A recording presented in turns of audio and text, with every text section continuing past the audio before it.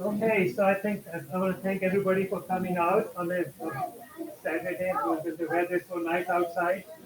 Jennifer is going to tell you a little bit about the team as well. I want to thank all the sponsors for the Education Day. This is something we have been doing every year. And this year, the people who helped us in um getting the funds and all those things, and a lot of them have tables outside.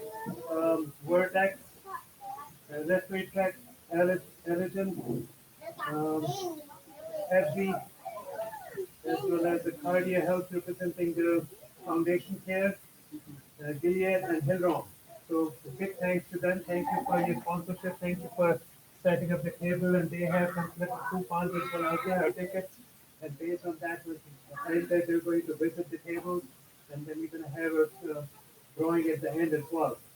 There's some of these shirts in the back there as well. So please feel free to take a shirt for yourself as well as for your child. There are different sizes there as well. I wanted to introduce you to our team. This year, the next month, we are adding another pulmonologist to our team. Right now, it's Dr. Martin, and I help sometimes, and Dr. Vikara is going to be joining our team as well. He's also a pulmonologist, so that is wonderful. As you know, Jennifer is our coordinator. She's the backbone of our care center, and she keeps everybody in line, including me and Dr. Martin. We also have two MAs, AD, and there's Cheyenne. Cheyenne is back there for that. Then we have two respiratory therapists who are not here right now. But Laura and Heather, you all probably know both of them. And we are trying to get other respiratory therapist, John, getting involved as well.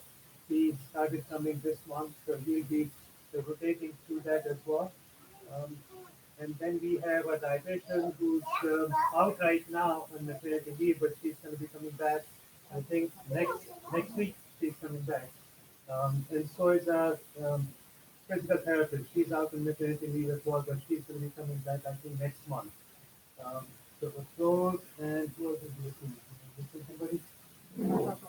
Social workers. Yeah, we have two social workers, Mary Sneed and Emily Castelline. So they are the ones who help with all the insurance questions, coverage, and all those um, traveling mileage and things like that.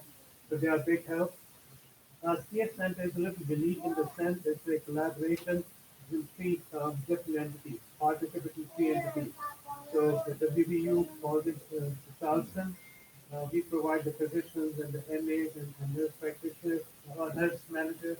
And then we have CMC provides physical therapy, respiratory therapy, and geneticists, dietitians, and the health department, respiratory and department of Health and human resources, they provide the social workers. So it's a collaboration between three entities, and that's why it's a good partnership to help uh, make a sort of multidisciplinary team. This is a very exciting time to be in cystic fibrosis. I think there's a lot of news. I think we talked about that last year as well. And some of you probably already know. There are a lot of new medicines in the pipeline. And just this week, Candy got approved. It's already been used, but now they have increased the age coming down to 2 years. So 2 years and above, you can use Orkambi. And these are some of the very designer drugs that are specific to genetic mutations that your child might have. So based on those mutations, some of these drugs can open up the chloride cell of the basic defects in cystic fibrosis. And that itself has improved the lifespan tremendously over the past few years. This past year, the average lifespan, this is the biggest jump that I've seen. Every year they announce the average lifespan of cystic fibrosis patients based on the annual data that they collect from all the centers across the country. And last year they jumped from 41 years to 47 years. So that was the biggest jump. This year they're going to announce sometime in October what the new lifespan is. So not only the lifespan, but the quality of life is improving as well. So with new medications, new technologies, new methodologies coming into place, and that helps in terms of improving the quality and lifespan. We have a busy program here, and everybody's. I guess last year we had Emily Taylor came in last year, and everybody thoroughly enjoyed it, appreciated that, and they wanted to hear her again. So we invited her, so she's going to be talking to you guys as well. The other thing we have done this year is that for the first time, because not everybody, we have patients coming 2 or 3 hours drive, and sometimes it's hard to come, especially on Saturday. So we are doing live broadcast over YouTube for the first time this year. So anybody at home, they can log on to this special media center. Yes, it's on our families are on our website. And I posted this morning and yesterday the link to watch. So somebody can go on our Facebook page and actually click on that link and watch today. The live is streaming that's going through the YouTube to anybody who want to watch and log in there. So with that, do you have anything else? You said it all. Thank you for everything. And do you want to talk to them about the door prizes and all those Yes, things? we have several door prizes on the table back there. We actually have the grand prize is going to be wood forming indoor outdoor grill. So if I haven't given you a ticket personally, then I'll come around and make sure we do that. But visiting the vendors and getting tickets will put your ticket name into the drawing. So make sure you keep your other side of your ticket. One for favorites, one for the grill. Yeah, the one for the grill. The ticket I'll use personally. Yeah. So Katie and Diane are going to do some little icebreaker games with everybody. Kind of get everybody maybe talking to each other, and you can introduce yourself if you would like. And again, this is live stream, so hope everybody is okay with that. If you ask a question or anything, you will be shared over the live stream. So take it away. Okay. I'm going to give everybody a packet of M&Ms. You want to take about 3 or 4 M&Ms out, and then I'll tell you what to do for the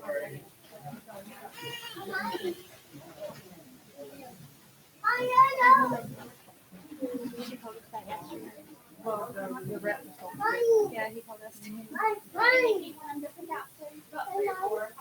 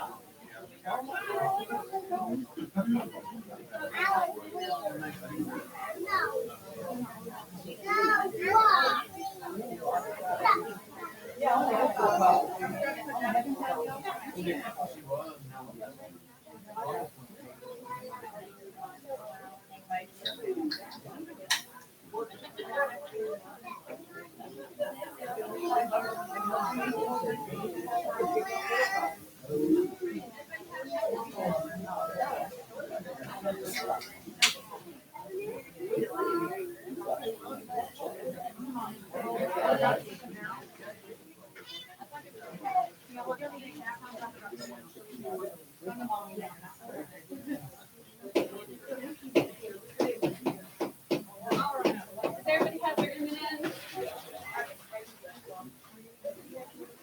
Start on this side. So those colors we picked out, we're going to, it represents this, and it changes. All right. Who wants to start over here? So whatever color you have, we're going to tell a topic about how you are, and then something about like what you picked out. Blue represents something you can't live without. So you got 3. Okay, so introduce yourself, and then tell us what you have. Okay, so go ahead and start. I'm Brandy. I have 2 girls, Sophia, 11, and I picked blue. And she has 3 kids, so one for each. So that's perfect. All right. Put it I'm up. Scotty. This is my wife. Of course, we have two girls, 11 and 6. I picked orange and 2 yellows. Favorite movie or TV show? Mm-hmm. My favorite movie would probably be Troy. And something about yesterday. I was tired and had to go to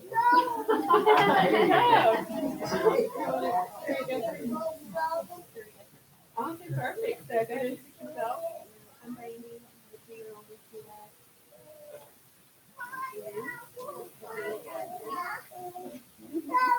Come a little bit louder so we can hear you. Favorite songs or favorite So favorite song? right now I see Puppy Dog songs. Yeah. Let's go with that. Probably the theme songs that come on top too. All right. You didn't do it. Girl, type in and then type out. You don't have to eat them.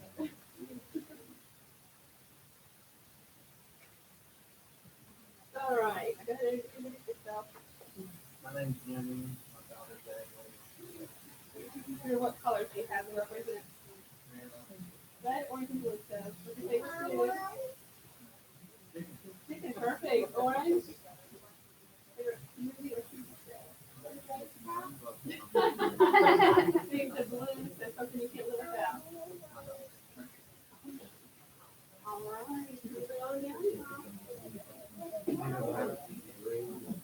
All right. I'm Todd. My granddaughter has CF, and grew a green one, and my favorite color was green. Yeah. Cure for CF.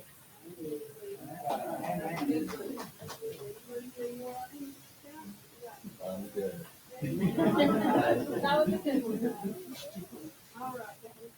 My name is Danielle. I have a daughter. She's 5 years old. Her name's Lynn. She has CF.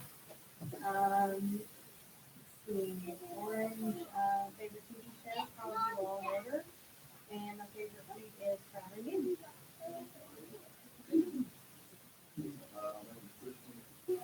My daughter's 5. Got CF. I got orange. My favorite TV show is Pawn Stars. Favorite singers. My favorite song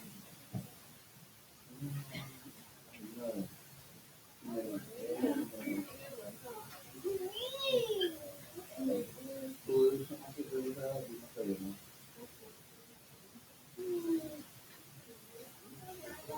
I'm Brittany. I have 2 boys. My 8-year-old and my 3-year-old. My favorite food is because I'm 5. My favorite TV show is the one. And something about yesterday. I was really excited to get some home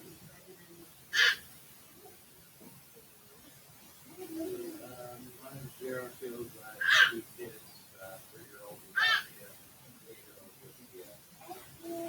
Favorite food is cookies.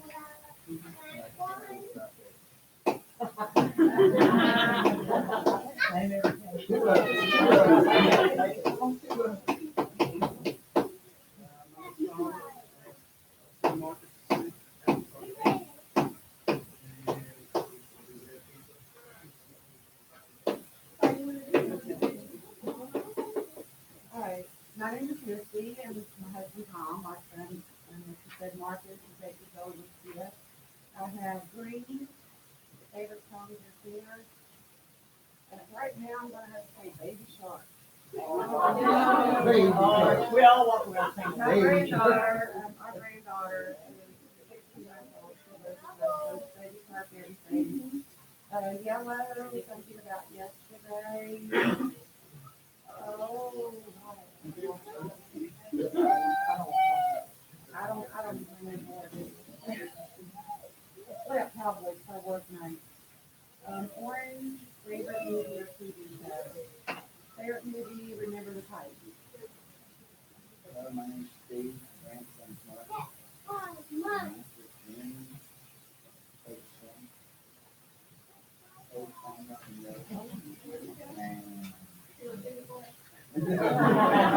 In the shower, he was. And red, favorite food? Okay, I'm Diane, and Margaret is my grandson. And I've got red, which is pizza, favorite food, pizza. Orange, favorite movie is Just Friends, but nobody's in the family. And I love them all, but nobody should be in any corner. And green, um, um, well, no, it's not my favorite, that's all I'm saying.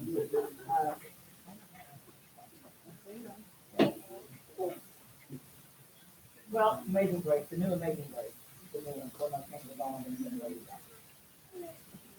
My name is Eric, and I have 11 grandchildren, and 2 of them are here, and I have a whole bunch of M&Ms laid out in my side kitchen.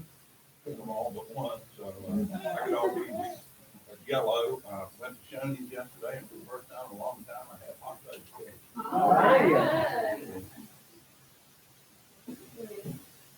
My name is Daryl, and I have a 3-year-old daughter, and we have a 10-month-old son that has CF. And I have a orange, so that would probably have to be Game of Thrones as well.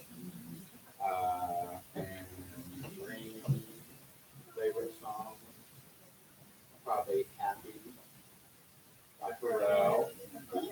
Yeah, and blue. You can't live without that, of course, is.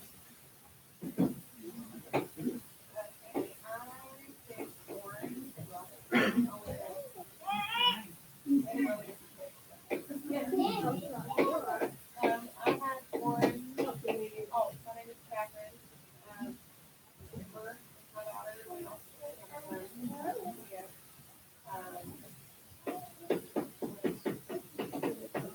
Orange is this is us.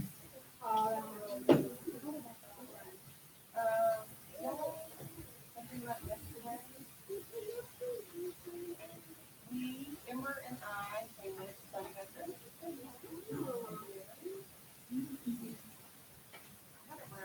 Over there.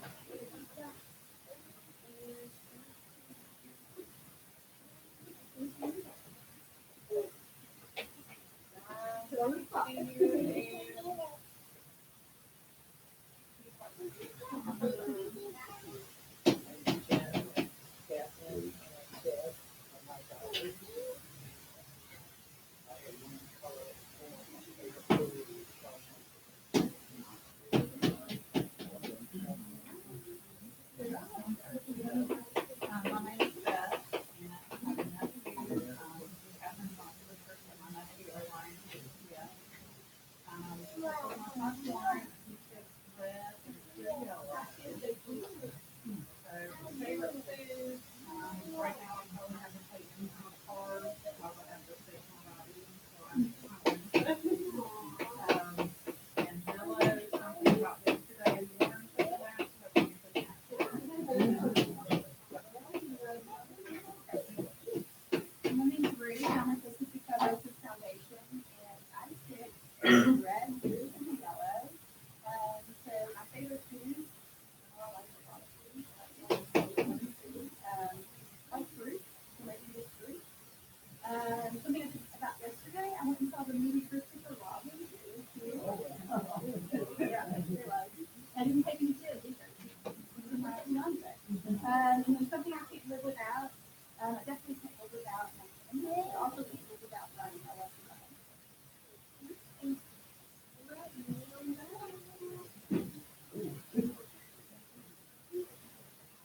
Hi, I'm Beth Denham, and I'm the executive director of the Cystic Fibrosis Foundation, that covers all of West Virginia and the state of Kentucky, and also green and yellow. And my favorite singer is James Taylor. And something about yesterday is that we were working on our budget, Cystic Fibrosis Foundation, and it just makes me realize, even though I don't like working with numbers, and It needs to realize how important what we do is and how that can be because of all of you that we're gonna get there. So we're gonna keep fighting and, like, you know, you're our heroes and you're our inspiration. So thank you all. Okay, I can go. I'm Whitney. I'm from the Cystic Fibrosis WV as well. And I'm full of blue. So, something I can live without. I feel retriever, Woodford. Yes, like the bourbon. I also pulled out yellow. So something about yesterday is, I don't really have anything good about yesterday, so, I made it through yesterday. There we go.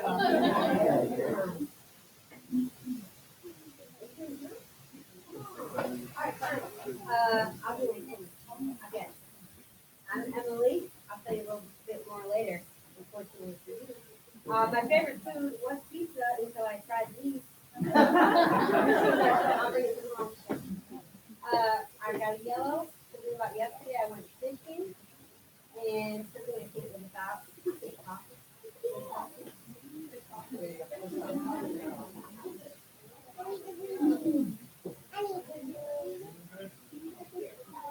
Okay.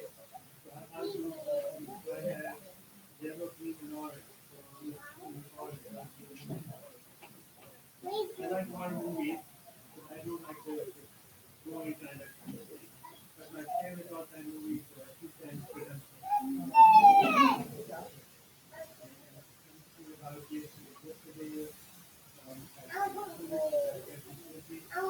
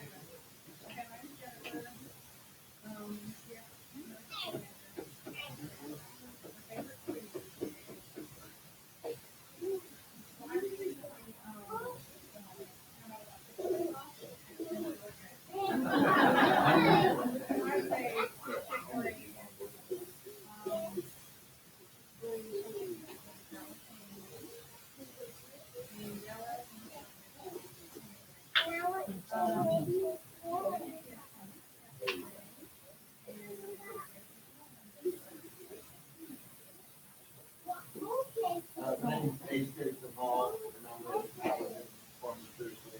I'm selling the campaign.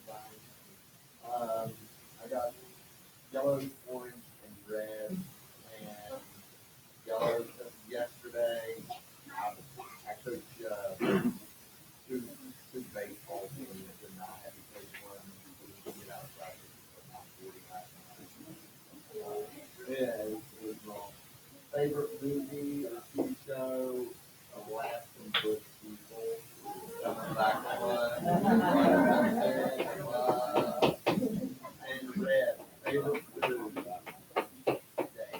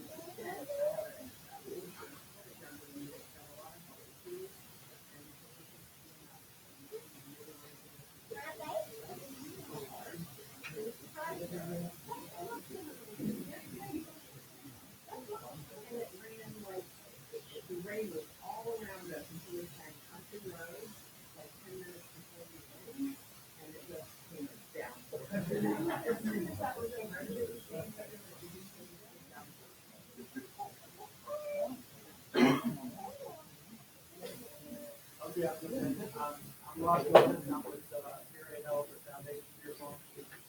Especially in Long Beach. I'm just local, I'm right down the road here in Maestro. I had a handful that I ate wrong. I had two left. Red wine favorite food, anything Mexican, I love Mexican food. That's true, that's true, I was doing pretty quick. And then yours was left, favorite TV show.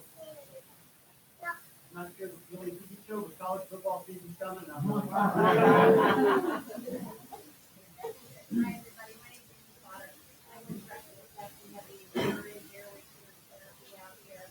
I had 2 gallons of my brown, so I vaccinated. Something about yesterday, it's Friday, and we did it Friday. I thought it was girl, so thank God it's Friday. Brown, tell us about anything you like. I would love to see these things grow and get bigger every year. There are a couple new things that I haven't seen in the past. So a lot of things I'm gonna recognize and know pretty well, but I'd like to see them.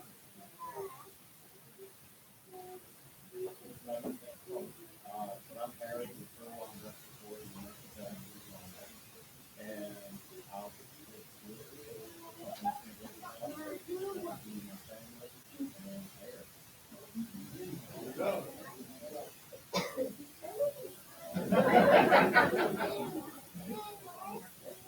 I'm Jimmy Carroll, I'm the bird expert, and I have green, blue, and black.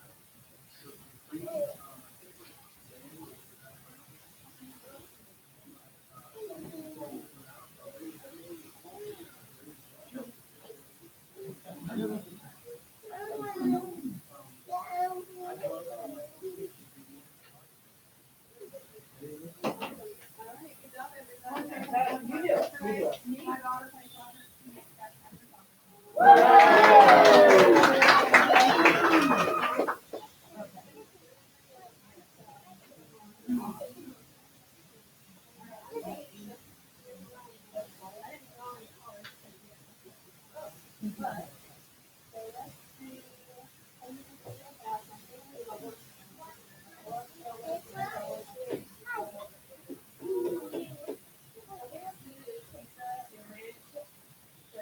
My name's Dr. Ray.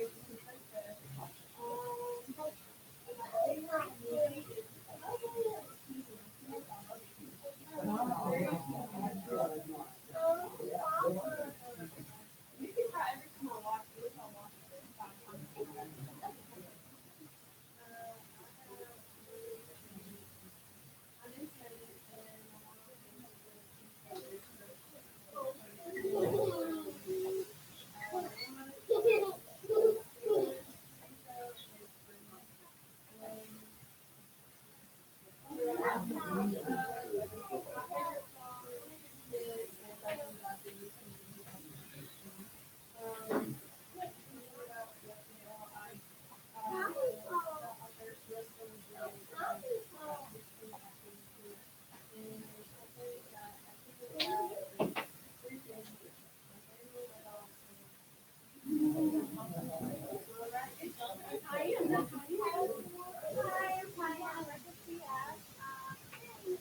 Favorite food would be honeycomb. Favorite TV show is The Resident. And something I did yesterday was that's crazy. Every day with my friend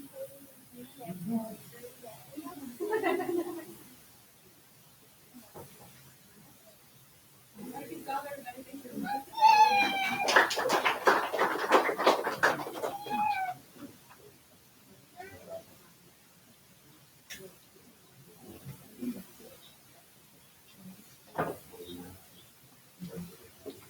Okay. Our next presenter or speaker is going to be, we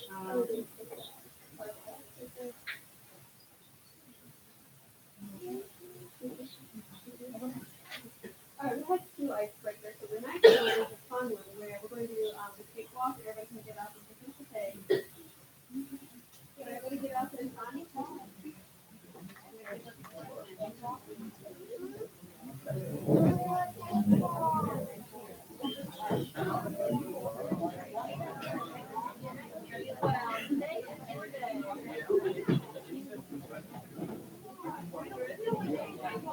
You might move this chair out of the way.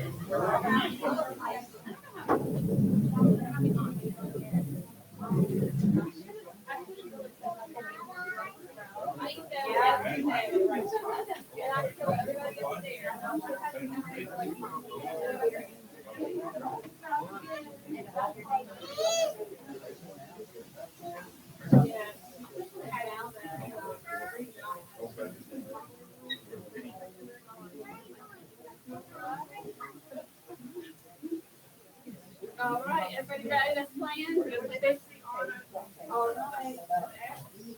Yeah. All right. So you can be on it now. Yeah. Oh yeah. We're gonna spot you down there. Yeah, you can start on the landing. We'll go that way. Which way? Which way goes? Ready?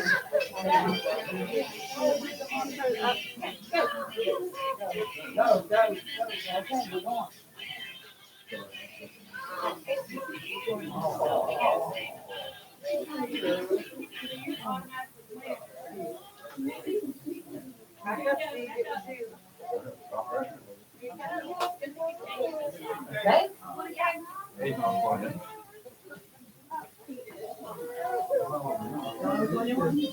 Pick whatever. Oh, pick a cake, Steve. Just pick a cake, Steve. Let's go. Pick and go. Oh, he'll pick it. All right. Okay. It'll be a snack. All right. Oh, we go. Go.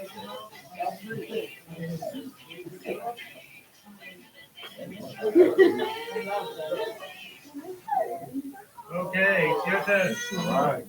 All right. Which one? Alright. You can go ahead.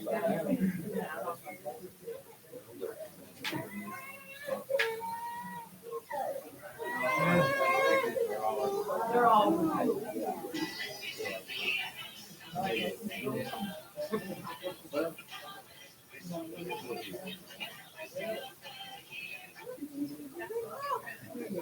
Okay, come on.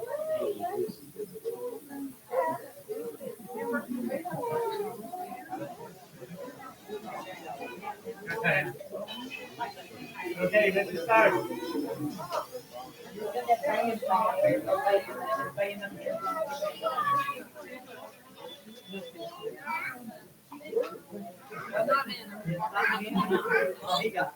When you land on his feet, Amber, go pick a cake. You wanna pick one? No,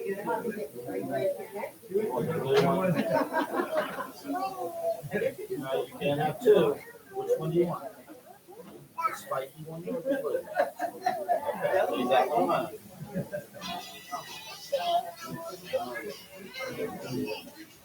Picture there's a red velvet up there. You should want to get that red velvet for you.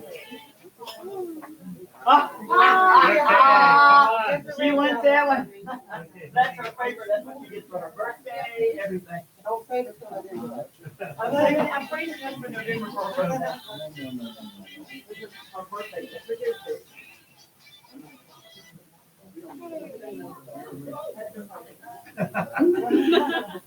Cindy.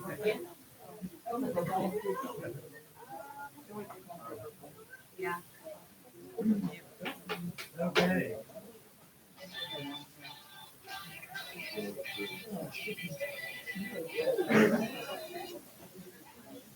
Okay, you can.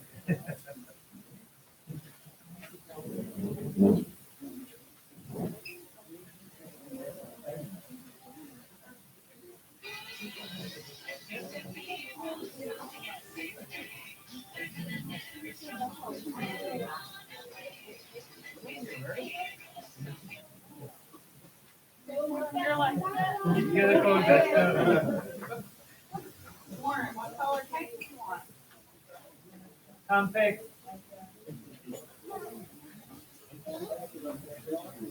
What color do you want?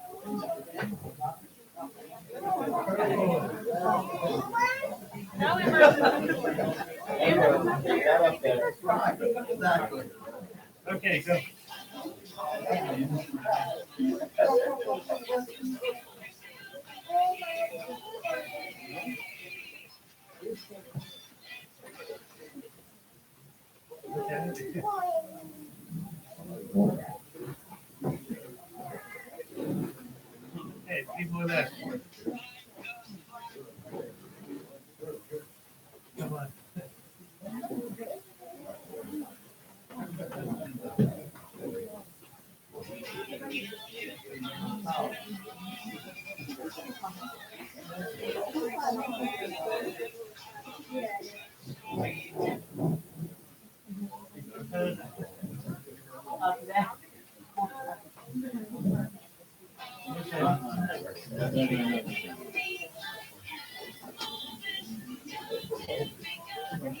She's like, I want it now. Sorry. Okay. This one else for you.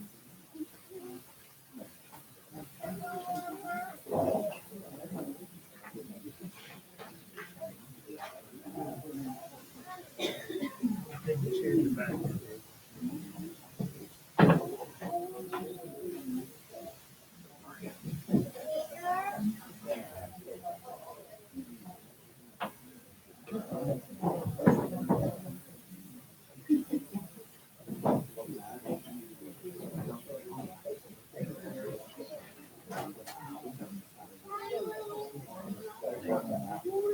Ready? Okay. The next person to speak with us will be Brittany Fields with our Family Advisory Board. Hi. So, we have a patient family advisory board. This is unfamiliar. We need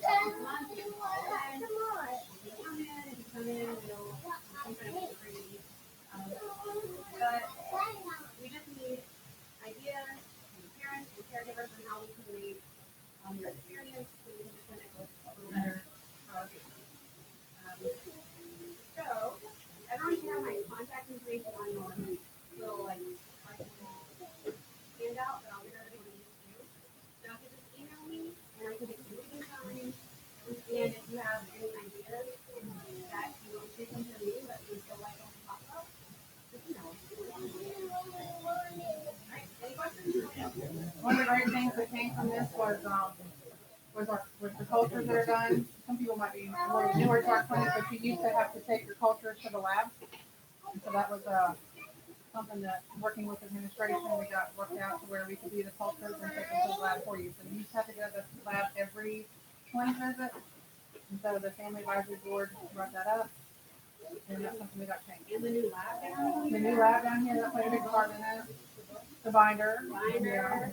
So we try to make things just a little better where it'll be. Okay, our next speaker will be Beth. Or who's speaking? I'll prefer that. Bruce, okay. From the Cystic Fibrosis Foundation, the Kentucky Wrestling Chapter. Hello again. So first off, I wanted to mention that we have a wonderful care center here. We're so appreciative of what the care center does, as you all probably know as well. I was talking to a family out in the hallway, and we were talking about how the autonomy is now been approved for ages 2 to 5. And the person was telling me that Jennifer's already on top of it for their daughter. Their daughter has approval for it. That's how quick. I mean, it just came out 2 days ago that it's been approved, and Jennifer's already on top of it. So, I mean, we're very appreciative of you all and what you all do. So thank you all so much. And then we want to talk about, so a lot of you probably participate in our walk, our Great Strides walk. I see a walk shirt right here. So very excited about that. So our Charleston walk is the second largest walk that our chapter puts on. The walk this year raised over $70,000. That's amazing. So thank you all so much. And so mark your calendar because the 2019 walk will be May 18th at Kamala State Forest again. So mark your calendar for that.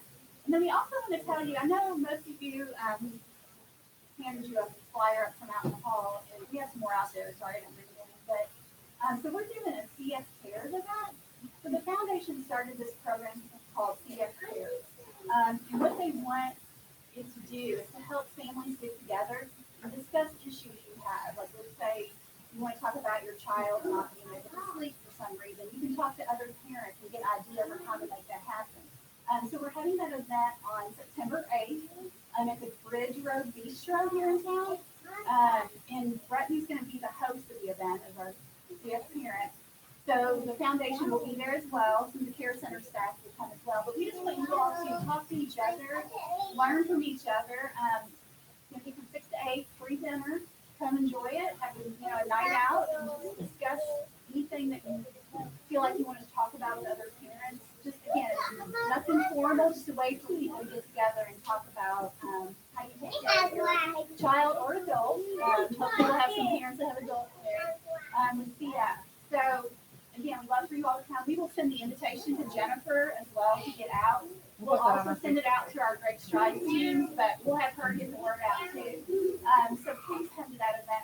happening again September 8th from 6 to 8 p.m. So, It's a Saturday. yes, it's Saturday. Saturday. So, do you all have any questions for the foundation? We're here to answer any questions you have. We're always here as a resource. Again, our office is in Louisville, Kentucky, but we cover Kentucky and West Virginia. So we come through West Virginia several times a year. Jennifer, we meet with them to decide when we come through. But we're always here to help with any questions you have. Our Compass program, which I know you all are probably aware of, again, Jennifer gets the word out about Compass. It's a great resource as well. So we're happy to give you that information. But thank you all for being here, and thank you again for all you do. And again, together we will get to that cure for CF. We'll get there. It's going to take a little more time, but we'll get there. And thank you all. Again, the walk does fabulous here, and you all are the reason for it. Your teams, your families come out. Actually, Linda Bobinger is another big reason for it. I know she couldn't be here today. She's on vacation, but I know she would be appreciative of all you all and want us to say thank you all. So thank you.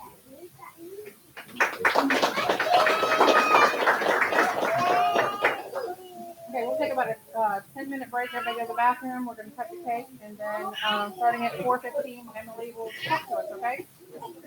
Watch inside, down the corridor on that side. Yeah, the bathrooms are down the hall here. This is the vendors.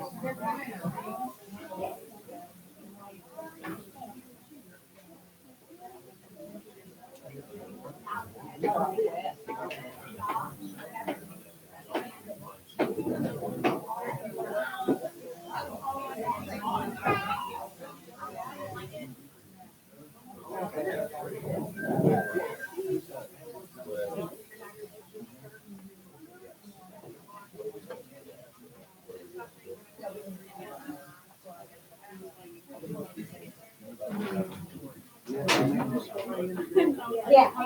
Oh, that's right. What do I have to do? I have to Yep, I go through. Well, I don't know what you're looking at. Oh, yeah? Are you ready?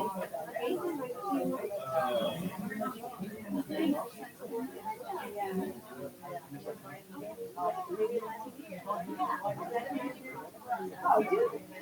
I want like that. No, they, you know how many times they put everything through, they go to walk through the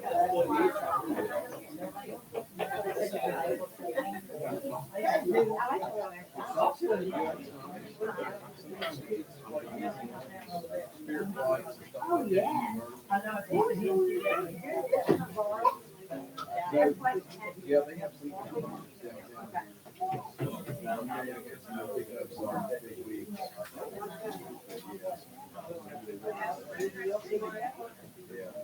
There was some grass coming through the Also, flash. Yeah. Flash ball. That's cool. I get it back. Good.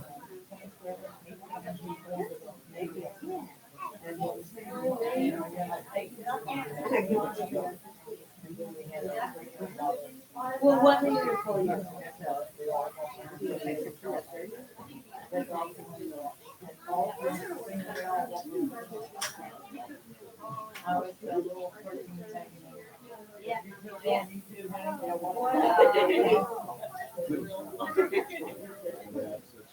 Gotta be a challenge.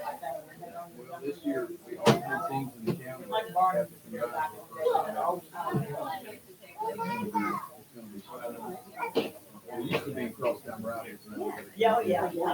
That's a story in itself.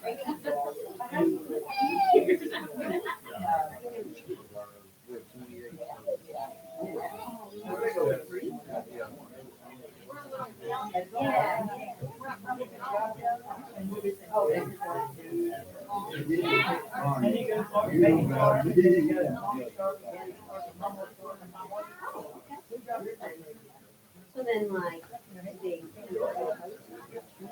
Well, that's what we're trying to figure out now, whether the head coach can come over and shoot. They don't want two head coaches. He's easy to get along with, but we got some parents that like him.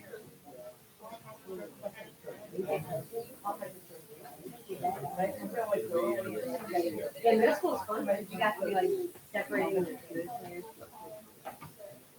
they know what you're saying. Like, you know, they're fun to play with because they just play. These guys know when you want to speak, they do. And then that's cool. They don't want to hang in the back.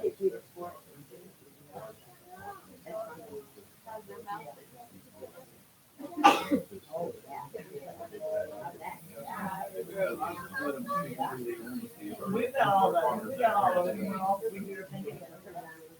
And we all. As long as they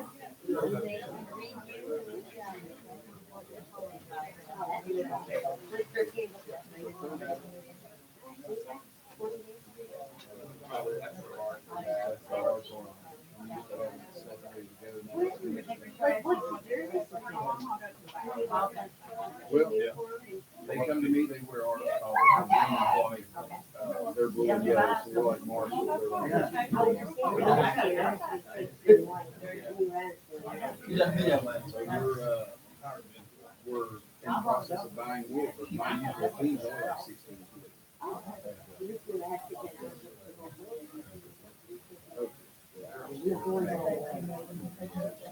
Well, I have at least 3 kids that are exceptional athletes. About 4 supporting athletes. It would be pretty good, but then I got a couple of kids in the hall under babies. I don't know what they got about breathing. That's the main thing. They're not very receptive when they don't put out. They don't listen.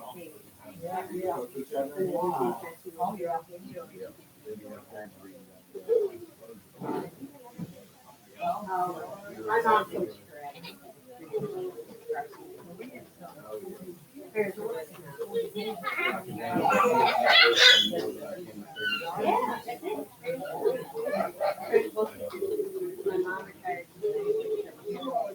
You too. You two were last year for the easy way. As soon as we got done playing,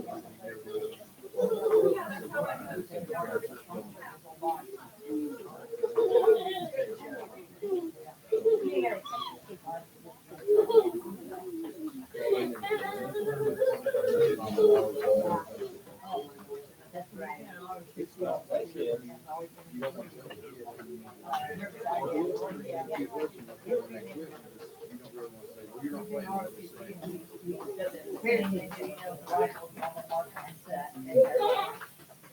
But yeah, I'll try to get you some special things. I forgot my, actually, I threw away my phone last year, and in the back of my phone, I had my credit card, I do everything. I have to go on the credit card, and a little extra. So you wanna go on the back of my Well, it's never a good question.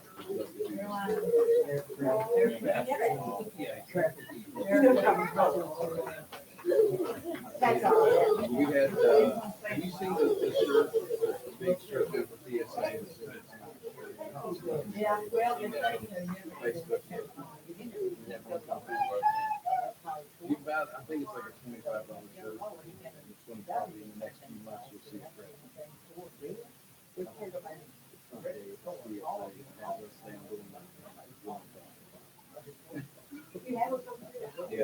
Yeah, I told him, I said, I like that shirt. He said, "Oh, you like it?" And I said, "It doesn't look like it. I'm getting paid for it." Oh my God. I don't know who's putting it out, but yeah, he said he picked up about $25, including shipping. Knew he was going to do it. Yeah. Hilarious. You got a shirt? Yeah. How old is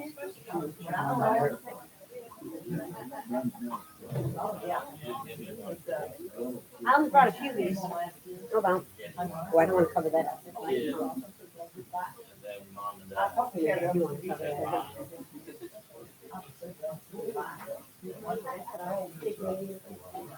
Yeah.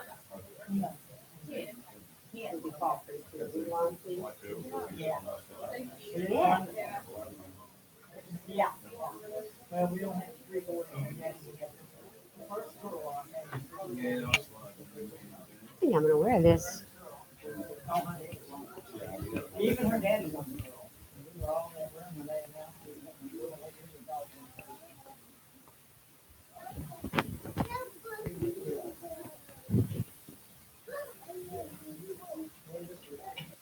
We didn't give it away, John, so we're going to take care of it.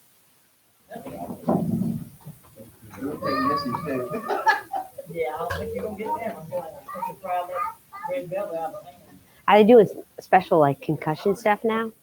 Up in Michigan, they're doing like, I think preseason, they like do a full evaluation on all the kids. And then, Yeah, we're not that far progressed in the state. And now what they do is they'll do like the real quick physical. They'll take and they'll The shine a flashlight. light in their eyes and crap like that. Yeah. That's like basic stuff. that's really basic, yeah. And Yeah. then they'll give the parents something to read. The parents will read it, yeah, I'm aware of the fact the kid could have a concussion. That's it. And as a head coach, that's all I have to do is give them that information. It's basic, if they don't yeah. read it or whatever. Yeah. Yeah. Heat-related illness seems to be bigger. Yeah. than concussion. Yeah. They started, Monday was the first day they could practice in Michigan for high schools. Yeah. It was 90 degrees that week, 90 plus. So one school did their first practice at midnight because it was so hot.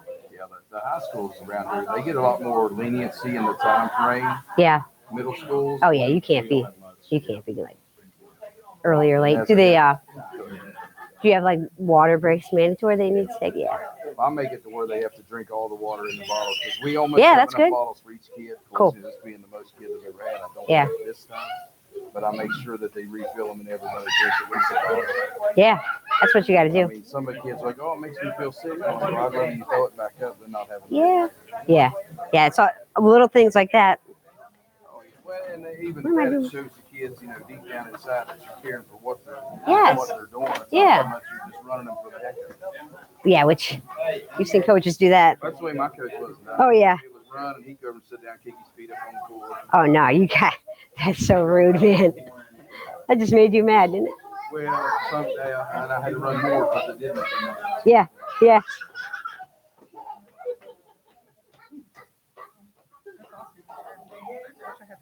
You want it? Woo! Let's go eat some more cake. Yeah, really. It's good. That was amazing. Get the sugar going. We'll be bouncing all over the place. Superhero. Y is for Yoda. Yoda. I think we just go get giant slices and put them in front of each kid and just see them go crazy. Oh, well. We'll get there. Ooh.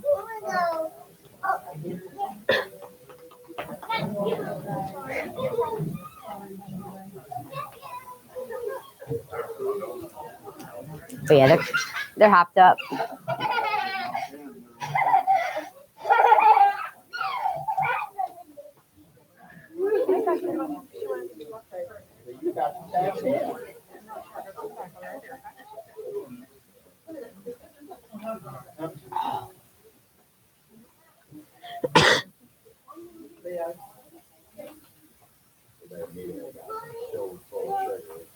See?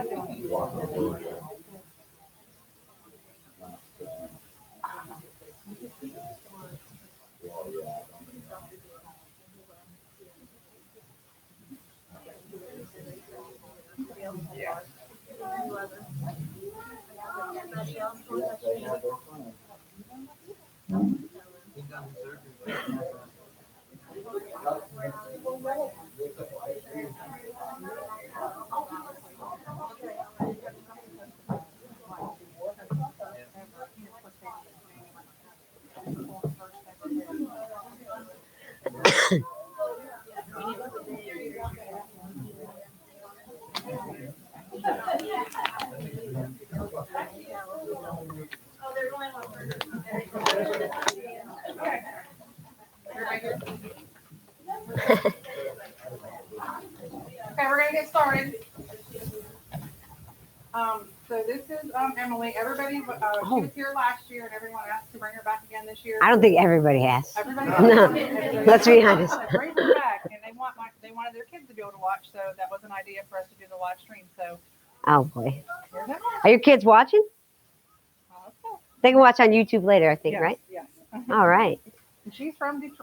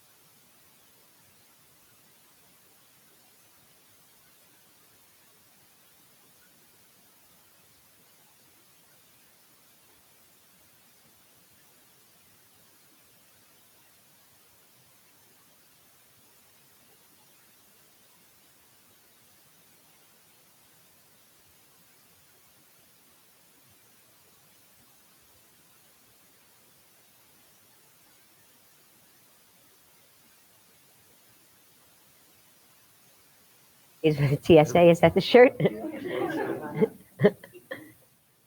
You guys got that on camera just in case. For your sake, not mine. So yeah, first few months of my life I had like those socks. Swiftwicks, are you a runner? Got them.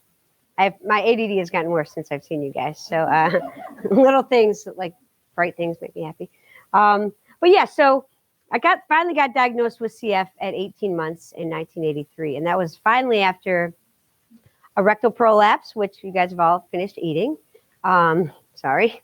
That was like the icing on the cake, no pun intended, that they sent me back to the hospital and said, okay, we have to test her again for CF. This is not right. She's not growing. She's having chronic ear infections. I've had a couple sets of tubes in my ears at that time. Now with this rectal prolapse thing, we got to test her again. So they finally tested me at a CF accredited center, like this one here. That's awesome. The first one was not at a CF center. So the second one was, they diagnosed me with CF right then, 1983. And my parents were like, now what? Like, what do we do? This is before Google, which we were talking before about telling parents of newly diagnosed kids not to Google CF because there's 1.5 million crazy things out there that you don't want to read that'll never happen to you, but it'll just set your anxiety on fire because it's on the internet and everything on the internet's going to happen and it's true, right? So the prognosis was I wasn't going to live to graduate from high school. This is 1983 at the time. We didn't have Pomazyme, Toby, Caistin, the Vest, the other awesome drugs that treat the underlying cause like we have now. There was nothing, right? Digestive enzymes, which we all still take. Vitamins, I think I was on vitamin A, D, E, and K separately before they put them in a combo, which we take now, like 8X or whatever. And then my parents would have to do chest physical therapy because this is pre-vest. So it's kind of cool. Like, we'll go through my life, and some of you guys feel free to take a nap if you'd like and wake up when you want. That'll be fine. To see how CF has progressed in the 3 decades that I've been alive, regarding treatments, and down goes forward. There you go. So I don't know if I had this picture last year. That's my family. I'm the little one in the corner on the right, and we all have bowl cuts. Oh, there you go. Cool. That is also genetic. My dad's is a comb over, though. I don't know. The secret's out of the bag. The cat's out of the bag. My mom used to have to buy hairspray for him to keep that comb over down. So she'd be going to buy my food and food for my brothers and then just buy like 1 shopping cart full of hairspray to keep his hair down. It just gave him a couple more inches. So we talk about, especially these days, it's so cool because I'm in touch with a lot of you guys on Facebook and just in the community to see on Instagram, and you posting pictures of your kids, like doing awesome real stuff that other kids are doing, because the quality of life for kids with CF right now is pretty awesome, right? Like, kids are cheerleading, they're running, they're playing soccer, they're doing things that other kids are doing. And when I was growing up, they were, but it didn't seem as like normal for that. Like, it was kind of like exercise is goodish, but you know, take it easy, stay inside in the hot days. And I see kids now with CF like running for 24 hours with their swim team. This kid I'll show you in one of my videos in Michigan. He's so cool. But my parents kind of adopted this attitude early on in my life. Sure, she has CF. We're not going to stress about it too much. We're going to take it day by day. And they did. They threw me outside with my brothers. So we're skateboarding, playing t-ball, building skateboard ramps. We lived in this grassy area with a ton of woods in the back, which now they say don't even like look at the grass or touch dirt. Last night I was doing some landscaping, so I think my doctor's going to be happy about that, but it had to get done. So I grew up playing in the dirt and playing outside and just being a kid like every other kid, right? And I kind of thank my parents now for that, because they could have kept me inside and sheltered me and like babied me, but they're like, oh no, I don't care what you have. Go outside and play. When we whistle, you get in this house. When the sun starts coming down, if you hear that whistle, you come running home as fast as you can. But if the sun comes up, you're outside playing. And it was awesome. Like, my quality of life as a kid was great. Aside from this picture, I'm crying because I think we're doing the dishes and I got stuck on drying duty and I wanted to be on the washing duty, and my brother stole it from me, so I'm a little triggered at him. But they never babied me. This is like the moral of these slides. It's like they made me build a deck in the backyard. My dad is laughing while I slave drive nails into this deck that wrapped around our whole house. A little outrageous if you ask me, but they made it take it a little too far to the extreme. Like, oh, she's like any other kid and adult. So childhood was awesome. My parents, but if you compare the childhood of a kid with CF now to a child like my age or a little older, we didn't have to wake up and do all the treatments that your kids are waking up now and they're putting their fish mask on or their mask and they're doing Toby and they're doing Pulmozyme. They're doing these treatments and then they're doing the vest. And it's time consuming, right? For us, it was like, get up, get outside, go to school, right? So the burden of care is obviously increasing. So is the quality of life. So I'm thankful that, that we have all these new drugs, but I'm thankful that my childhood was a little more lax, right? Like this is like all we had to do. So this was chest physical therapy back in the day, right? So this was at CF camp. And I think we talked about CF camp, right? There'd be like hundreds of us in one camp and like coughing and spitting on each other. Cool. Yeah, that was not a good idea. It was great for the mind and your emotional wellness, but the practicality of it didn't really work. But it was awesome. I think those in Michigan shut down in the 90s, and I went a few years, and it was just really cool to see other people going through what you're going through. And the CF Foundation, you guys are starting what are those meetings called? The CF?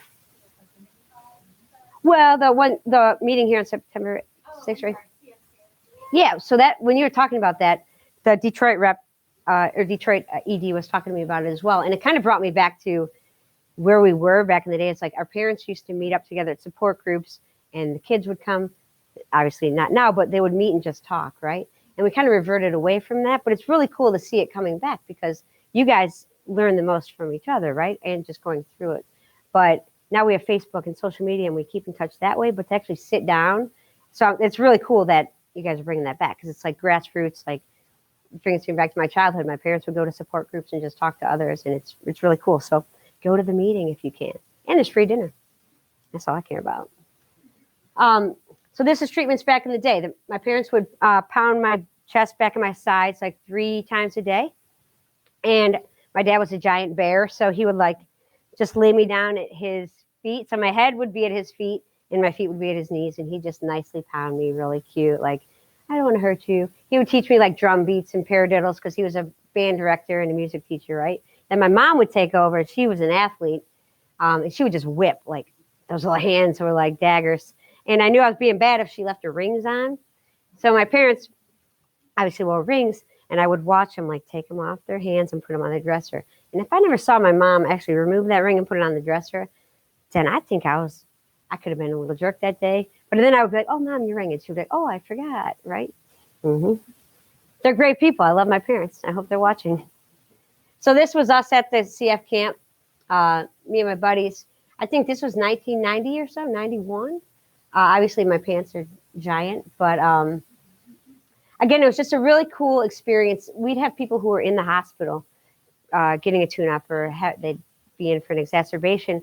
They would get out of the hospital for 5 days to go to camp because at the camp were all the respiratory therapists and nurses, and they would come and take care of the kids, and then they'd go back to the hospital after camp. It was just like the place to be. Obviously, today we shift towards mini-cons and the Facebook groups, and that's how we kind of keep in touch with each other. But back in the day, it was really cool. So treatments are the big thing that we're focusing on now. And the news that our Cambi's now approved for, it's 2 and up, right? 2 to, that's sweet. That's huge, right? So if you like look at a microscope, I didn't know the microscope was on there, and I just said microscope. But West Virginia's got me feeling crazy. So all these things listed here are treating the symptoms of CF, right? And those awesome things that started coming out when I was a kid, like Pulmozyme came out when I was 10 or 11, I think.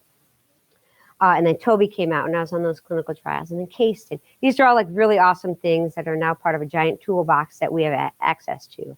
Sure, it increases our burden of care because you do Pulmozyme, you have to sterilize the neb after. Then you do Casten, you have to sterilize that dumb neb after. Like, these are real life issues, but they're keeping us alive, so we have to do it, right? But these are all things that treat the symptoms.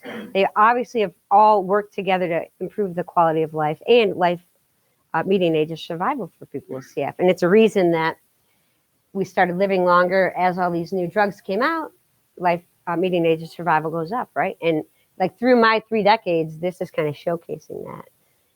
it's awesome to see, because I would go to these talks when I was a kid. We used to be allowed to go to the talks, the CF Ed days. They called them family days back then.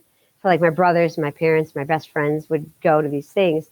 And I'd sit there as you are today, just like watching and being like, this is cool. Oh, they just approved this drug. This is cool. And then they talk about median age of survival. And you're like, oh man, like 24, 28. And I never really talked to my parents about it. But in the back of my head, I was always like, well, this doesn't sound too good. This doesn't sound too good.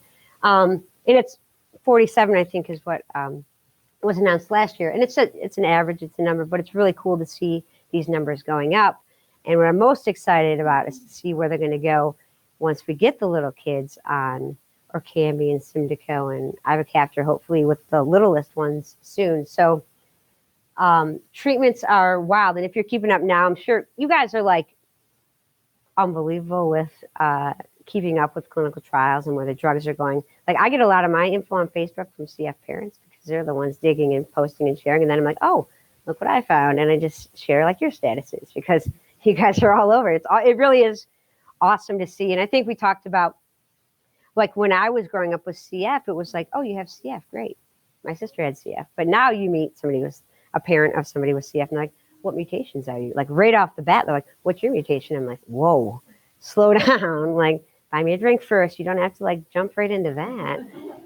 Because that's where we're targeting. Like before we were just targeting CF, but now we're targeting the specific mutations, which is crazy, especially if you guys are like, anyone here have a kid over like 16 or 20 or so with CF?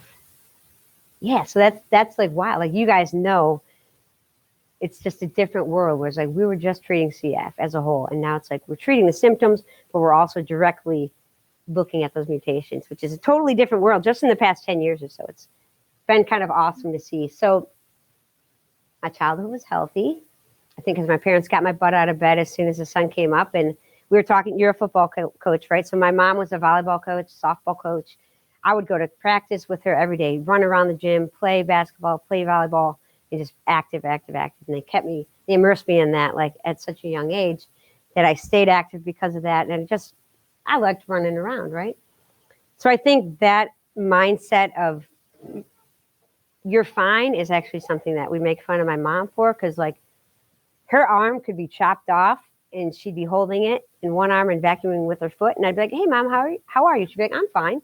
I'm like, wow. So my whole childhood was like, I'm fine, but sometimes you're not fine. But I think having that mindset of like positive and we're good, we got this, helped shape like where the direction of my CF went, right? So my first tune-up was in 7th grade. And it's a scary thing, right? Some of you guys have probably gone in for IVs or an exacerbation. It gets a little scary because you don't know what to expect. And especially after being healthy for so long, it's like, so I got to go in the hospital. And like in my mind going into the hospital was like, they're just going to be doing chest therapy on me for 24 hours a day. I just picture like an assembly line where like it would be moving with me on it and people just pounding me for 24 hours. Like I had zero clue what to expect. And today you guys can connect with others and say like, hey, my kid's going in, what should I expect, right? And I see this all the time. You guys are like open books to each other, and parents are, and it's really cool to see. For me, I just went in blindsided, and it turned out it wasn't so bad. Scary at first, but then as my year started going on, it went from 1 tune-up a year to 2 to 3 to 4 a year. And with that, my lung function started to decline. So I had dreams of being a professional basketball player when I was in like 4th grade. I didn't grow much. So that kind of slowed down my progress. And then also my exercise tolerance started to drop because my lung function started to drop, right? We didn't have the drugs that the kids have now to like keep them going and keep the exacerbation spread out. So as my lung function started to drop, exercise tolerance started to drop. It was kind of like CF was really starting to hit me. So I'd go to the CF Ed days and hear about all this stuff, but I was a healthy kid. So as this stuff started to pile up, I was like, oh man, so what really is CF? What's going on? Maybe I should pay attention a little bit more. Like I had dreams of going to college and moving to New York City. I think you guys know I love show tunes and Broadway musicals. Yeah, I love them. Has anyone seen Hamilton yet? It's pretty good. It's cool. You should just listen to music at least. It'll get you pumped up. So I had all these dreams because my parents at a young age are like, you can do whatever you want. You're going to be awesome. It's going to be fun. Like just plan for a future.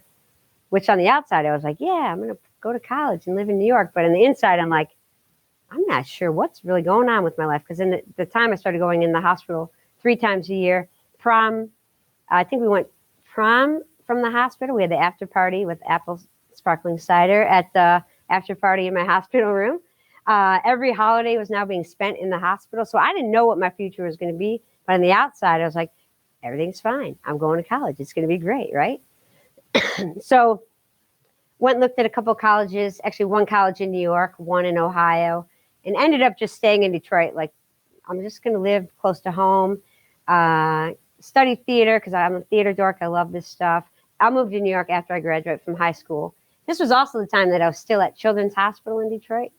And from age 18 to 25, I told them, hey guys, I'm moving to New York.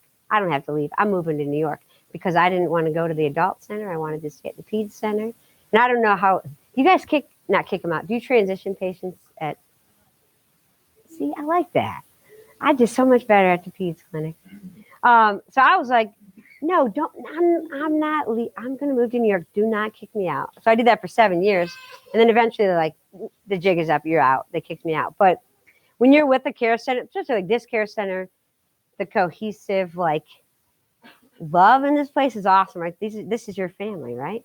So when they're like, oh, you got to move on, I'm like, oh heck no, I'm not leaving my nurses and my PTs and my RTs. And then you got the inpatient staff who was like the housekeeper who you're like buddies with, and the people who sneak you scrubs and sneak you food like in the hospital. Like that was a hard time in my life to figure out, do I really need to transition into adult care because my lung function was now declining into the 50s and I'm in the hospital so much? What's moving to an adult care center really going to do for me? And do I go to college? Do I stay in college? Do I drop out? Take a hiatus? I'm still on a hiatus 16 years later, doing good. But I decided, like, look, I'm going to go to college a couple years. Then I started playing in a rock band. You guys have never heard of us. We're called Helen. It was a 5-piece girl rock band. Played all through Detroit. At this time, I kind of gave school a break. Started working retail for the Red Wings and the Tigers, folding shirts, gaining knowledge about that. Really getting active with the CF Foundation, doing some more talks at schools and fundraisers and telling my story. So all these ideas started like going around in my head, and I was like, maybe I could do something I love and create my own thing, which would be Rock CF, which we'll get on. We'll talk about that a little bit more because that's where I'm at right now and loving it. But as I started like really ramping up playing in the band, my health was really, it was tanking. Like I'm playing shows, I'd be in the hospital, then I'd go to the concert and play a show, and then come back to the hospital and stay for another 2 weeks. It turned into this cycle, and it was a cycle of like, well, I haven't been in the hospital for 3 months. I better go in because I'm sick again. So it just was like expected to be out of the hospital for 3 months was good, and then I'd go back in. And I got caught in this cycle, and it really took me like last year's when I realized like, man, I was just stuck in this because that's what everyone in my generation with CF was doing. Like we'd be in the hospital, we'd go out for a few months, then we'd get sick and go back in. And it was just like nonstop, like waves coming, just waves. So at that time I was too sick to work. So I was put on Medicare and Social Security disability, which was not awesome because there's stipulations with that. Like you're on this to keep you alive, but then you can't have a quality of life because there's like income and all these other things that you can and can't do, right? So 2004 was kind of like a pivotal year in my life. Like I was the sickest I'd been with lung function. I didn't know if I could work. I wasn't able to really work and hold down a full-time job. I was just kind of like floating, like playing in the band, having fun, hanging with friends, but not taking my life too seriously, which is not awesome. So this is what changed my life. Exercise. And you said you can't live without running? Yeah, that's me too. And it wasn't, so from age like 16, when my exercise tolerance started to kind of decline a little bit and I couldn't keep up with others, that's when my lung function started to decline. That's when I like put exercise on the back burner because it was hard, right? We don't like to do things that are hard. It's not fun, right? And if you have CF and you can't breathe, why would I try to do this? Because it's hard. I'd met some people, like I think 2006, 2007, probably late 2006, that were like runners and bikers. And I'm like, well, I can do this. If they can do this, I can do this. So I'm like, I'm going to try this stuff. So I am actually in this picture. I am the couch, the green thing. I'm not even the couch potato. I was so inactive that I was the couch because I just like put exercise behind me for so long. So I think I showed you guys these videos last time, right? If not, hold on. Am I going to get this right? Is this when I click, dude? This way. Firefox? Oh, yeah. This is where my 22-year-old employee comes into play. Okay, cool. Part one. There we go. Cool. Without running, I would probably not be here today. My doctor, he says that like running is saving my life.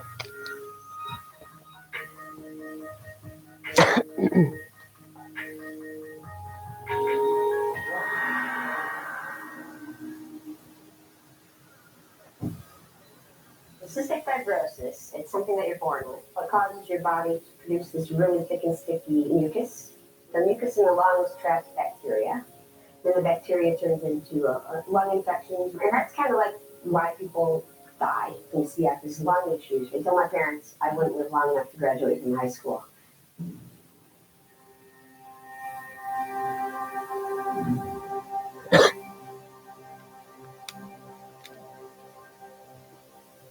I wouldn't be here today without running. We just run through the streets of Detroit, through the old neighborhoods, and people just want to get rid of them and tear them down. But they don't see the opportunities. That's the way I see life. It's like, what can I do with what's in front of me? I was a couch potato. I was so inactive. My lung function was probably 50 to 60%. I was in the hospital 2 to 3 times a year treating lung infections. I was playing drums in a rock band, and I can kind of consider that exercise. Then I decided I'm sick of being sick. What can I do to change my life? So I started running. When I first started, I set out to run 2 miles. In reality, I ran a block, stopped at the stop sign, bent over, and just started coughing and spitting everywhere. And after 3 months of training, my lung function climbed up to like 70%. So that was like, okay, you have to do this.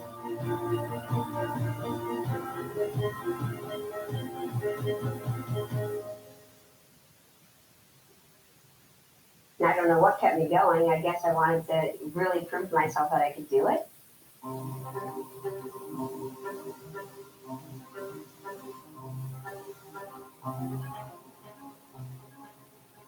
Did you notice those socks? We have matching socks. So I talk about how like running was the thing that got me.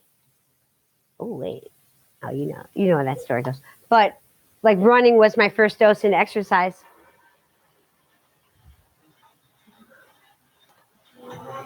Whoa. This is not part of the presentation. I do not know what that was.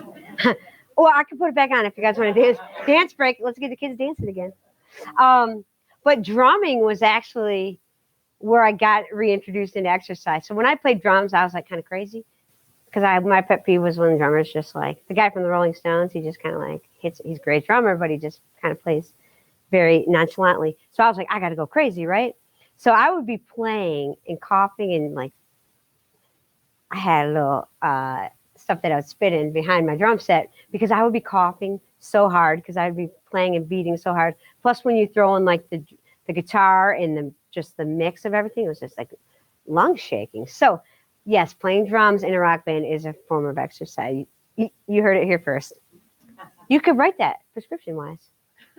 Parents, buy your kid a drum set. You will never regret it. But yeah, so that was like the first intro, and then I had this crazy idea of running. Maybe we could donate drum sets to all you guys and earplugs for the parents. Yeah, we'll work on that. We'll get a grant for that. So that was like the first intro, and then I had that crazy idea to go run. And if anyone has started a workout routine in the past, you go in really confident. If you've been inactive for a while, and you're like, I'm going to do this, and then you're like, get a little slap in the face when you're like, oh boy, you can't even run a block. That was me. Luckily, I kept going and going and going, and block by block, it kind of added up from a 5K to a 10K to a half marathon. I think in May I did my second full marathon. That was fun. It was 85 degrees. Yep, I took in extra electrolytes that day and salt just to stay alive. It was awesome though. But so exercise is something that, you know, you talked to like Jerry Kay, who's been exercising forever, right? Uncle Jerry, 62 or 60 was, I think he's 62 now with CF. Like this guy's been exercising his whole life, right? So he was kind of who I found on MySpace. You guys remember MySpace? And I was like, who is this old guy with CF? So I found him and was just started listening to he had a podcast way back then. And I was like, man. So he was like my spark of interest, like, okay, you can do this. So since then we've become good friends and keep tabs on each other's exercise, but it sometimes takes somebody else going through something like you're going through to kind of like spark you. So my pulmonary function increased from exercise, of course, right? So up into the 70s, which is pretty rad. And not only that, my hospitalizations kind of spread out. So that was cool because my doctors would be like, what are you doing? I'm like, I'm running. And that's also the time that I switched to an adult care center. So maybe it was a good choice to switch. And my doctor now is a runner as well. He's a very fast runner. He does like 6-minute miles for a 10K. So when we talk, it's like really fun to hear him brag about himself. But it's just cool to be able to relate to your doc and be able to talk about real life issues while you're talking about why your lung function is declining. It's great. So exercise is one of the biggest things in my life. We do a bike ride now. I think last year I was gearing up to bike across Canada. Right? And you know, last year I was so sick that I came home like the next day and went to the hospital because I had a GI bleed. Who knew? You guys really did it to me. But I was like, my hemoglobin was 8 when I was here. So I could like barely get out of bed, but I had a great time. Thanks, guys. Black Sheep burritos. Going there after this. I went there, but so we're gearing up for another bike ride this year from Detroit to Kansas City next month. So we'll be posting stuff about that, which is pretty cool. But the reason, I mean, exercise has been like so huge in my life, and it's really not only boosted my lung function, my health, it's boosted confidence, just made me feel like normal, whatever normal is. I don't know. Hopefully this is not normal, but it's been really big. But it's also set me up to benefit from obviously Kalydeco, which I'm on now, the Blue Lightning, which is the street name for it in Detroit, that treats the underlying cause for CF, right? That G551D mutation that I have, or the gating mutation. And I think you guys all know about this, right? It helps. This is my analogy, is there's a car in a garage, right? And the car has gas, the lights turn on, the tires are pumped up, and the car is the CFTR protein, right? But for me, my car's fired up, it's ready to go, but the garage door won't open, right? Needs a battery in the garage door. So Kalydeco is my battery that opens the garage door, right? So my car can get out, my CFTR protein can function, and I can live, right? So that's my analogy. I'm working on a cartoon artist to like sketch that up for me. Yeah, right? It makes sense because I don't understand the science stuff that you guys talk about with folding and mitochondria. Is that a thing? I don't know actually what that is. So Kalydeco's still rocking and rolling for me. I was on that clinical trial, remember, phase 2 and then phase 3. Clinical trials they've never been more important than they are now. I think the CF Foundation has a great database to search to see what trials your kids qualify for. I scour it all the time just to see if there's something cool going on, like a non-porcine enzyme that might be in the mix. I don't know, something cool, or a new potentiator, a new drug that might be out there. So we need people in clinical trials. Now, we're at an odd spot now because the population is rocking and rolling, right? Our lung functions are up. And when you do a clinical trial, there's certain FEV limitations, whether it's 40 to 80%. They put qualifying markers to get in these trials. And a lot of our patients, I don't know if you're seeing it here, like maybe a little too healthy to qualify for some of these trials. And it's really hard to fill them, right? So I'm a big advocate for clinical trials. I think I was on the Toby trial way back in the day. So way before Toby tipped. And I just see people benefiting from clinical trials. Whether or not you get the drug or placebo, eventually you can help it get to market and get to the other patients with CF, right? So Kalydeco was a biggie for me. Obviously, like the drugs that we're on, before Kalydeco all treated the symptoms, right? So they helped when they cough, they helped digestion and treat infection. But remember that first week I took Kalydeco, it was like a flip. Switch was just like flipped on in my body, and I felt totally different.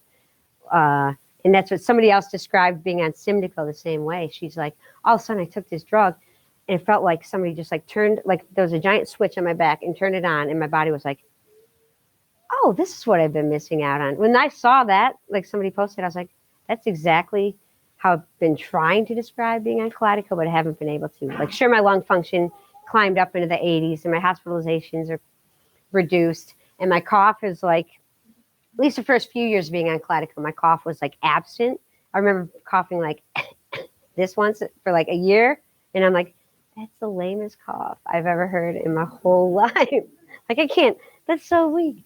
So it's done wonders for my symptoms, and my quality of life is awesome. And I'm just so excited about where we're going, right? And there's triple combination therapies out there, and it's kind of awesome to see. So trials, you are the key. We are the key. You are the key. So they sound scary, right? But and time consuming, but it's in the end, it's really rewarding for everyone with CF. So scope out the websites, see if you qualify or if you can fit any time in. These are just pictures of running. But since Kalydeco, so remember I talked about like, maybe I go to college, maybe I have a future, I don't know. Since running and Kalydeco, my switch has been flipped, and like life is like full on awesome. I bought a house. I think you knew that. I've got my nieces. Now there's 3. She's ridiculous. She's a little sassy one. That number 3. Any number 3s in the house? Yeah. Oh, I knew it. Oh my. Yeah. Legit. Yeah. Yeah. Oh wow. 7. Yep. Well, that's a little different story. I don't know about that. But it's just life is so fun right now. I get to work on a retirement fund. Somebody just messaged me the other day. I put out a post on Facebook like 2 years ago. I think I'm going to be old. I don't know verbatim what it was, but I need to start thinking about a retirement fund. So finally, 2 years later, some dude just messaged me, hey, do you need help? Still need help with the retirement fund? I'm like, yes, I do. I'm like, yeah, hey, those 2 years are good. They've been a good 2 years. So we'll do part 2 of this video. And then I'd love if you guys have like, oh, look at this. You could be the new IT guy. Sorry about those feet. Here today about running. That's why I keep running. So now I have to like not only run for CF, I have to run for my future and my future health, which nobody ever thought we would do.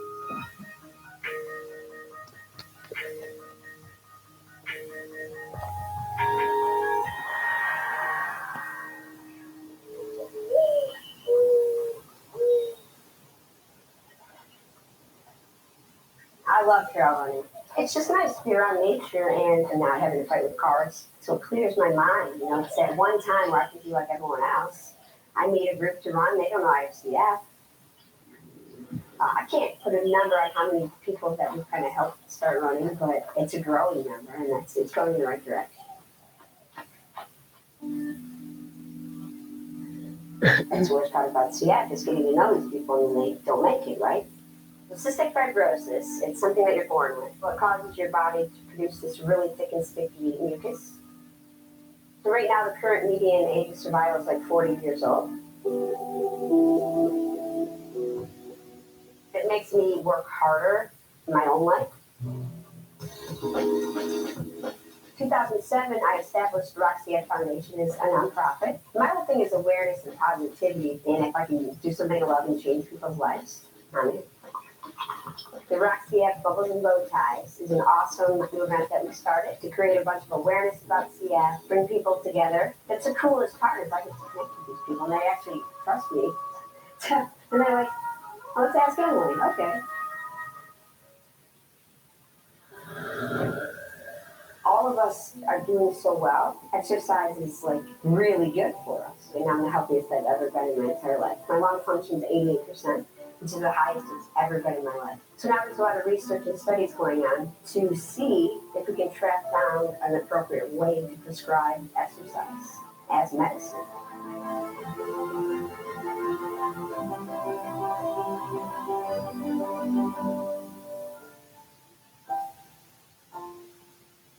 Yeah, running is kind of who I am right now. It's a big part of my life, and it's a big part of my health and my future, keeping me alive. I run to live.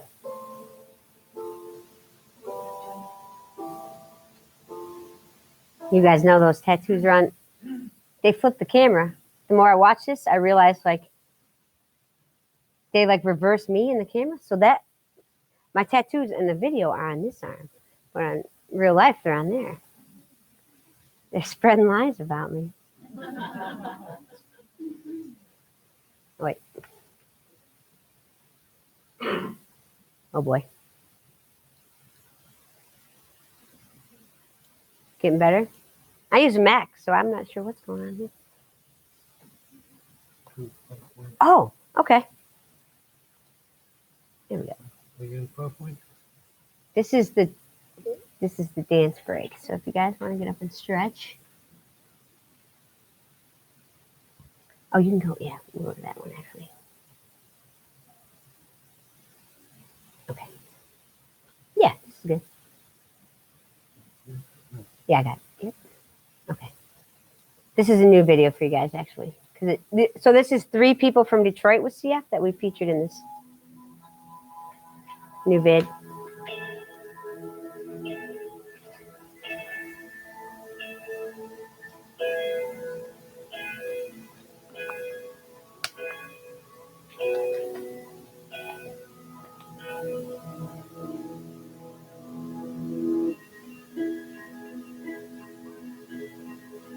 See me. See me fight.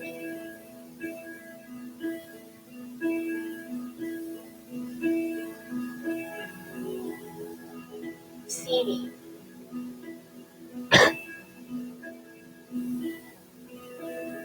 See me, champion.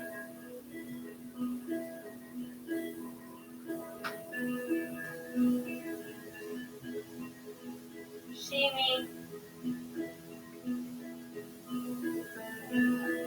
See me swim.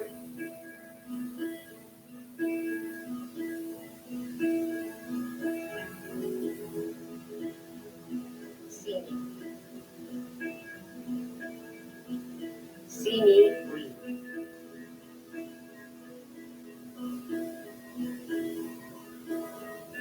Rock CF is community, thousands strong, changing the face of what living with cystic fibrosis looks like, and giving those living with CF the tools not only to survive, but thrive.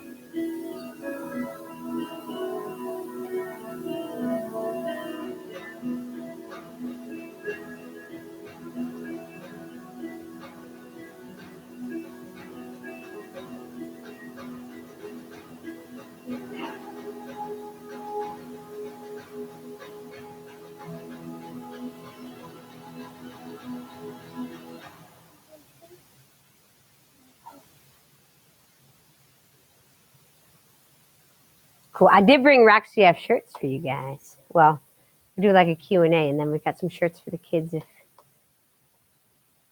we... Okay, cool. So I think this is year 11 for Rock CF.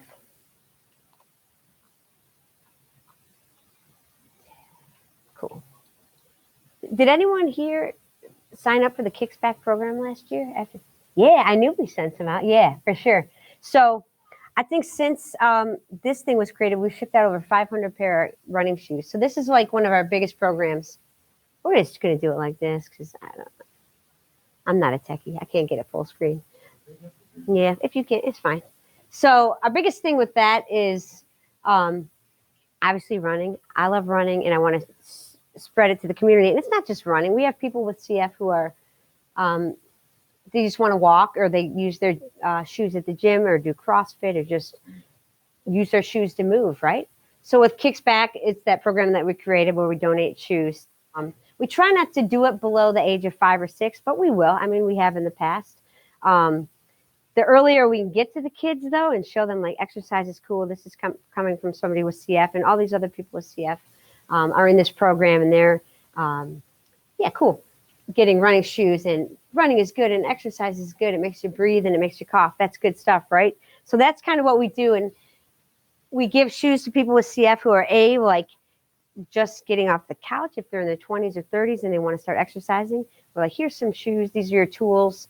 If you want to sign up for your first 5K, let us know. We can set you up with that for sure.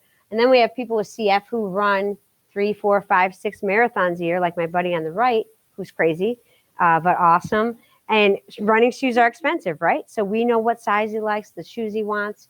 He puts an application, and we'll hook him up with shoes throughout the year to keep him going, right? And we have the same doc. So we're kind of like the three musketeers when we get to talk about running, which is pretty cool. But so it's like the different ends of the spectrum. One, to either boost somebody's interest in exercise and getting some steps going and walking a mile or running a mile, or they're in pulmonary rehab and they need shoes before transplant.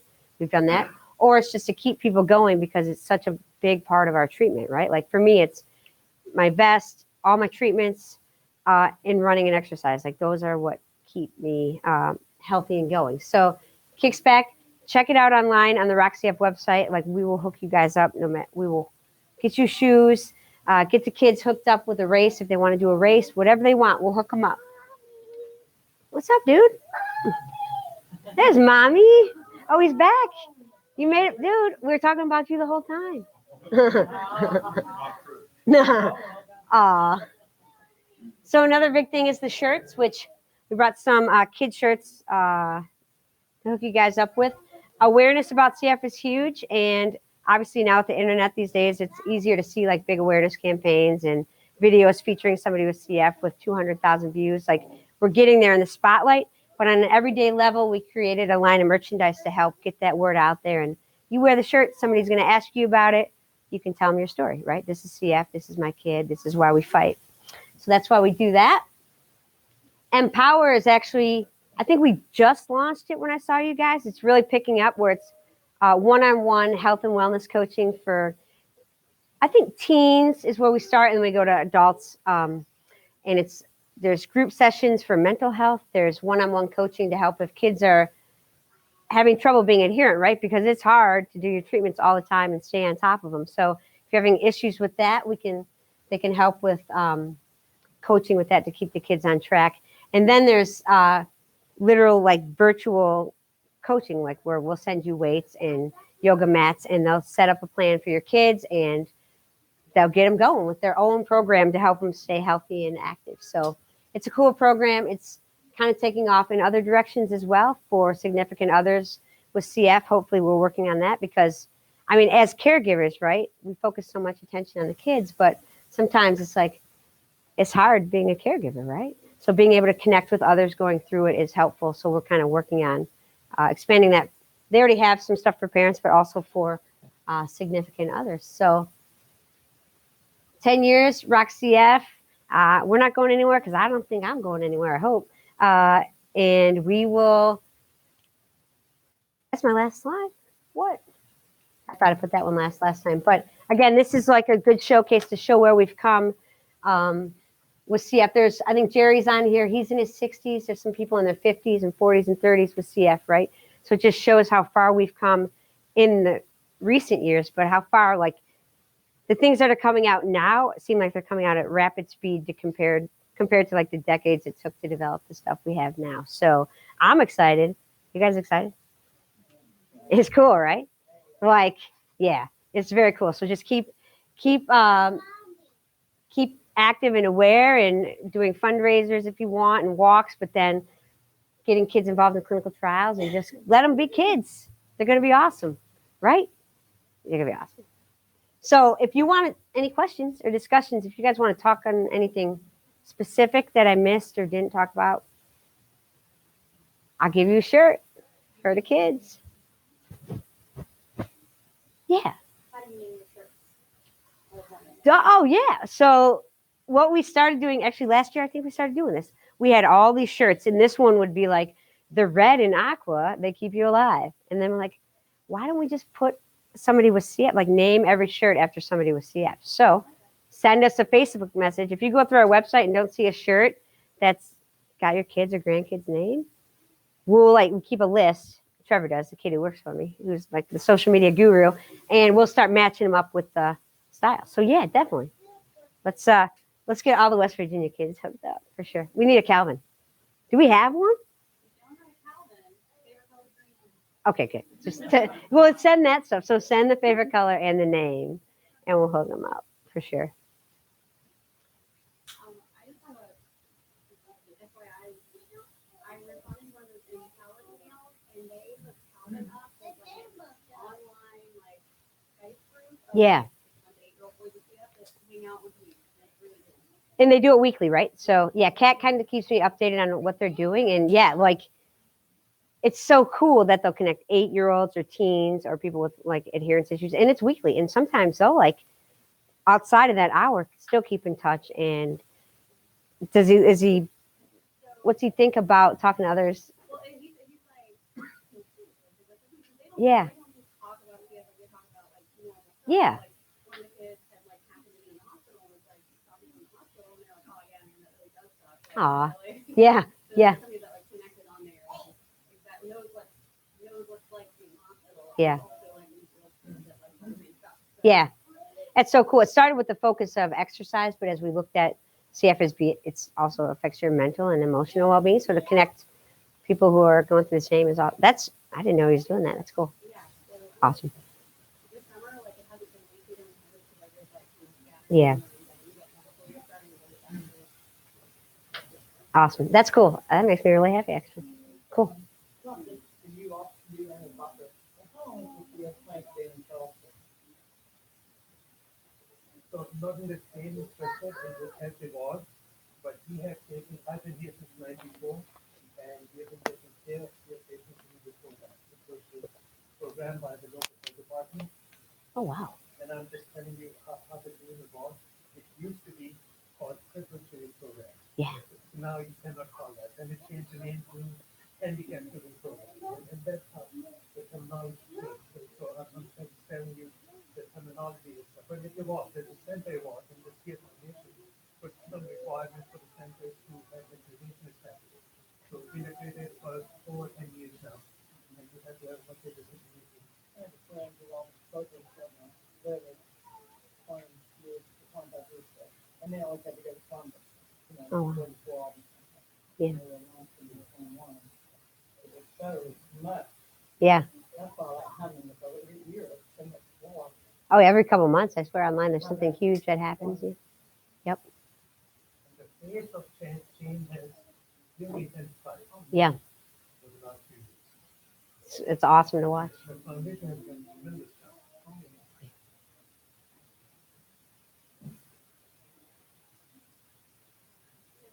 Who's going to get burritos? Oh. I wish I could say I did.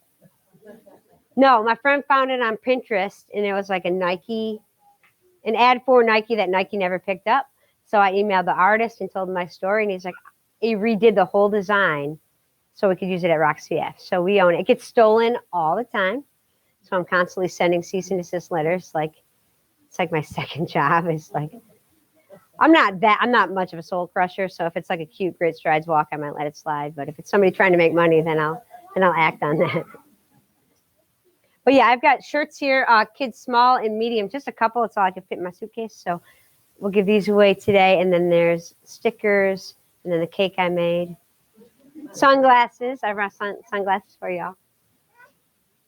And then reach out anytime to myself or through the Roxia Facebook or me personally, anytime. Seriously. We'll get you guys hooked up with what you need. Very good.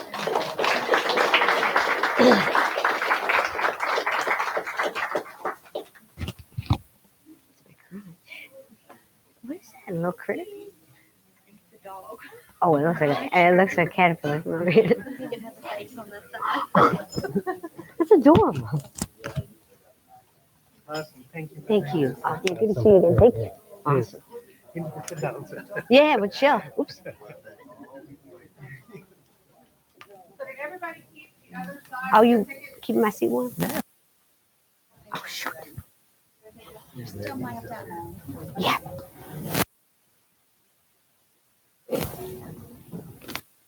Take that off.